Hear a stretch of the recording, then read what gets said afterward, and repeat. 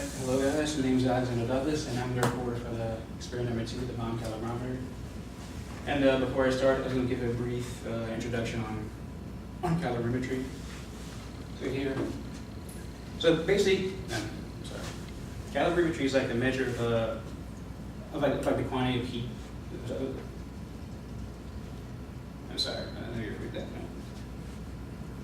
now. Calorimetry is all right. Basically, calorimetry measures heat, right? And the instruments that we use to measure like this heat are called calorimeters. And the objectives of this experiment, the whole purpose of using a bomb calorimeter is to find the heat capacity of an unknown material, right? And before you can actually find the heat capacity of the material, the calorimeter itself has to be calibrated. And this is done, calibration is usually called standardization, and this is done by combusting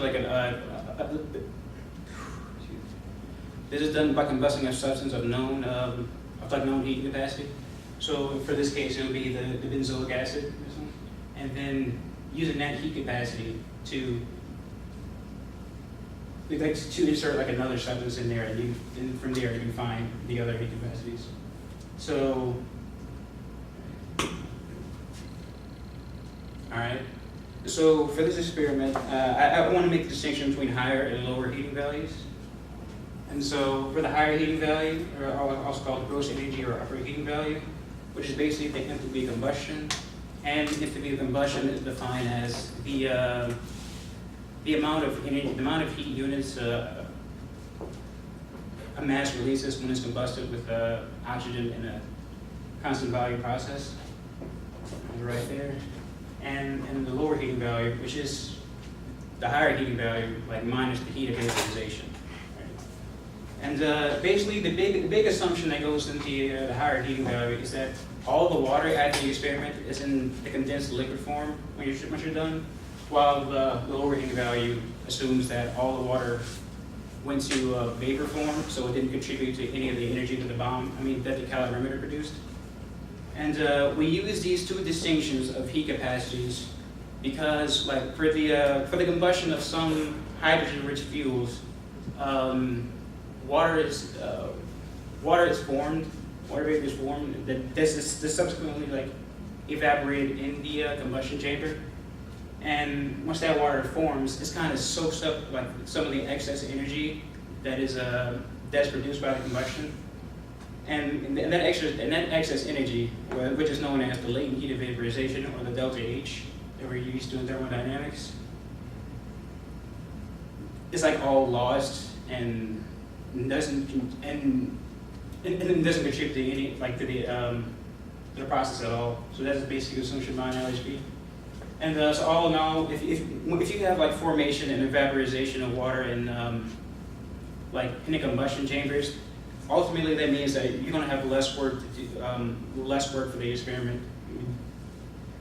You're ultimately going to get less work for the experiment. So if you're trying to drive a piston or spinning a turbine, that loss of heat will may or may not be very important for you to know, depending on how your design is going. All right. And so here's the basic theory about this. All right. So for the estimation, that is the equations that the reporters use. And so we have the heat of the calorimeter plus the heat of the bomb. The bomb includes like the jacket of the bomb, which is like stainless steel or whatever other material you use, and this is the heat of the water that was evaporated. But the problem with this one is that sometimes how these things are defined varies depending on from experiment to experiment. So we go here for the calibration equation, which uses the known combustible benzoic acid, and with the correction factor that comes from the fuse wire that's being used. And this one reviewed. So just so we have Q is equal to mCv delta T, M mass, CV specific heat, and delta T the temperature difference, Q heat combustion, MCV thermal capacitance, and delta T for change in temperature. And so the parameters of this experiment, we have 3 kilograms of stainless steel, which is we're pretty much compounded the jacket. We have the 2 kilograms of water, which is actually the temperature that our thermocouple used to measure the change in temperature for the experiment. And air at 30 atmospheres. Now see, this is very important because when you're doing these kind of experiments, you always want the pressure to be at a minimum. Because having pressures like low, it promotes like higher gas temperatures and more turbulence, which is good for combustion. And so we have a 1.07 gram benzoic acid tablet. Right? Generally, you don't want anything higher than 1.1 grams being combusted in the calorimeter. Especially if you don't, if there's unknown substance or have like undetermined heat capacity. If you put anything too big in there, like it'll sometimes blow the lid off of the calorimeter. And here we have the nichrome wire, which acts as a resistance wire, which I'm going to show you how that's hooked up in a later slide. And this is nichrome is basically used because of its high melting temperature. So if the nichrome wire got vaporized, you can imagine just how hot the combustion process got. And this is what we call a nichrome, 80% nickel, 20% chrome. All right. Okay, so here's our time plot for the temperature versus time, which is the only set of data that we actually needed for this experiment. So here we're letting it go out for a little bit to reach like an equilibrium temperature. And once that happened, we started the bomb, exploded. So after time, you can see like the gradual heat rise a little bit. And then after the combustion was done, we have it leveling out over here. And so we have a max temperature of 25.8 and a min, or the equilibrium temperature, 23.1.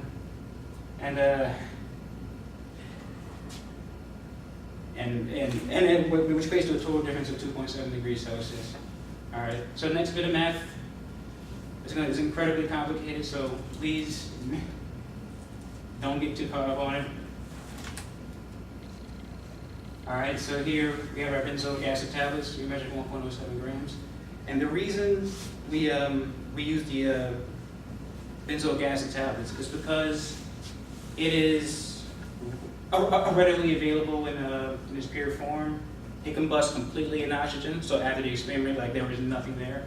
And it's not hydrographic, which means, and that basically measures the material's ability to absorb water. So you don't want that. We were talking about the higher heating value and the lower heating value. You're trying to stay away from the water.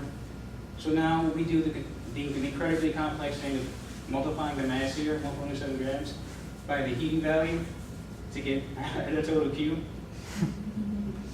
All right, so that was our benzoic acid. And now for the nichrome wire, this is how it's very similar to how it's going to be set up in the lab. You have it to basically use it to complete the circuit around the thing. You want to make sure you avoid the area around it and hook up solely toward the benzoic acid tablet. And then for this lab, once you're cutting the wire, there's a scale given, which basically you have to measure out 10 centimeters of a wire to use for air, and 10 centimeters are like measured out to be 23 calories. So like after the experiment, like once you're done the combustion, you want to take the excess wire that still remains there and measure back on that scale, and so you can get how many calories you have left. And so they get counted when our group did the experiment, we got about 5.6 calories remaining, and so which basically means 23 minus 5.6 is equal to 17.4 calories in total. All right, next one. And now I can calculate the heat capacity of the calorimeter. So it's just basically the heat of the benzoic acid plus the correction heat of the wire fuse over the change in temperature, and you get this 2,510.24 calories per degree Celsius. And for the significance of the value, right? So we basically did a bunch of very complex math to get to this number. So the significance of this is that now that we have the heat capacity of the calorimeter, we can now go back and insert it into these equations. And so now you can use any substance that you want and calculate the heat capacity for it. So I believe, like a lot of people, use gum or Funyuns or whatever, anything fun. But yeah, but that's the beauty of this experiment. Any questions?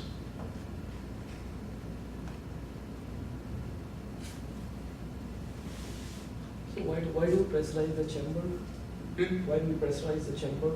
You pressurize the chamber to get rid of because you want the pressure at a minimum, and you want as less oxygen in there as you want, so you don't have to worry about. So because when we have pressure that low, you don't have to worry. Like it promotes higher gas temperatures and more turbulence, so you don't have to worry about anything going wrong in the experiment. So yeah. Actually, it favors combustion. It favors combustion, right? Okay.